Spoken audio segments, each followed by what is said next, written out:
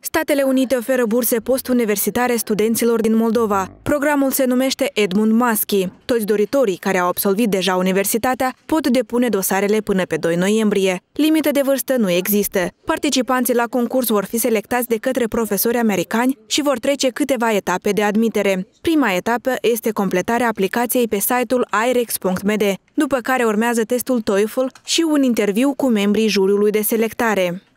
Dacă sunt câștigători, adică devin finaliști acestui program, atunci programul Edmund Maschi le oferă un an de studii gratis sau 2 ani de studii, depinde de specialitate în Statele Unite, biletul tur-retur, asigurare medicală parțial acoperită, stipendiu lunar și bani pentru procurarea cărților. Participanții la concurs trebuie să fie cetățeni ai Republicii Moldova și să cunoască limba engleză. Ei au posibilitatea să opteze pentru cursul de studii de masterat la unul dintre cele 11 domenii propuse, printre care se numără economie, educație, mass media, drept, sănătate și politici publice.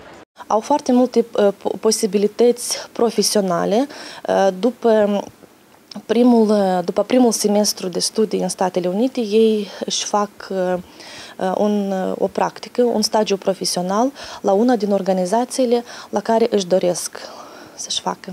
Absolventul revine în țara, în Republica Moldova și își continuă mai departe activitatea sa profesională. De obicei, ei sunt profesional foarte înalți pregătiți. Timp de 7 ani, prin proiectul administrat de IREX, au plecat la studii în SUA peste 45 de absolvenți ai universităților din Moldova. În anul 2010, pentru acest program au fost depuse peste 250 de formulare, dintre care 25 au ajuns în semifinală și 7 norocoși au plecat la studii